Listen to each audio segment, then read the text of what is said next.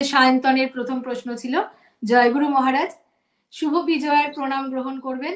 আমার প্রশ্ন, রাধারানী বলে সত্যি কি কেউ ছিলেন, না তিনি শুধুই বৈষ্ণব তত্ত্ব?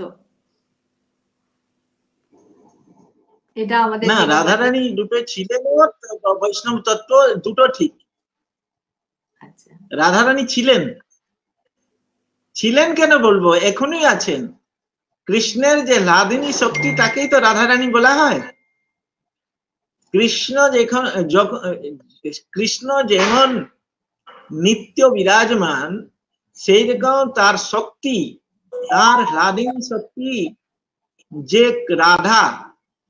রাধাও নিত্য বিদ্যমান। ছিলেন বলে কথা বলবেন না। আচ্ছা, তাহলে কি কোনো ব্যক্তি নন, ইনি শক্তি একজন, মানে রাধা কোনো শক্তি বা স্পিরিট কি, মানে মানে কোনো পার্সোনাল, আমি বলতে চাইছি আইডেন্টিটি নন তো তিনি? হ্যাঁ, মানে বুঝতে পারলাম। মানে ও যেটা জানতে চাইলো যে রাধা কি কোনো সত্যিকারের চরিত্র, যেমন একটি চরিত্র, হ্যাঁ, সেরকম চরিত্র নাকি? হ্যাঁ হ্যাঁ, রাধা এক মুখ্য গোপিকা ছিলেন। কৃষ্ণের যে মুখ্য গোপিকা, যে প্রধান গোপিকা, তার নাম রাধা, বাস্তবিক চরিত্র আছে। আচ্ছা, শাস্ত্রে পাওয়া যায় রাধা একটা তত্ত্ব বটে, একটা চরিত্র বটে।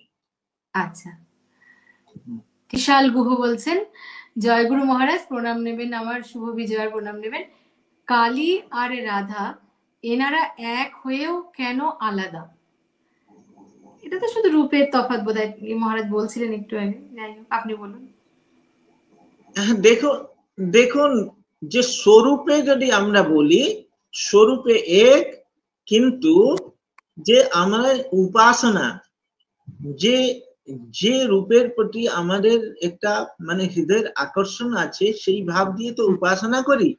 হ্যাঁ, কালী মাকেও আমরা জগজ্জননী রূপে দেখি, আর রাধা মাকেও জগজ্জননী রূপেই দেখি। হ্যাঁ, আর কেউ বৈষ্ণব কৃষ্ণ ভগবানের শক্তি রূপেই দেখেন। যে সেগুলো দৃষ্টির পার্থক্য, বাস্তবিক স্বরূপে তো কোনো ভেদ নেই। যেভাবে উপাসনা করলেও কৃপা পাওয়া যাবে।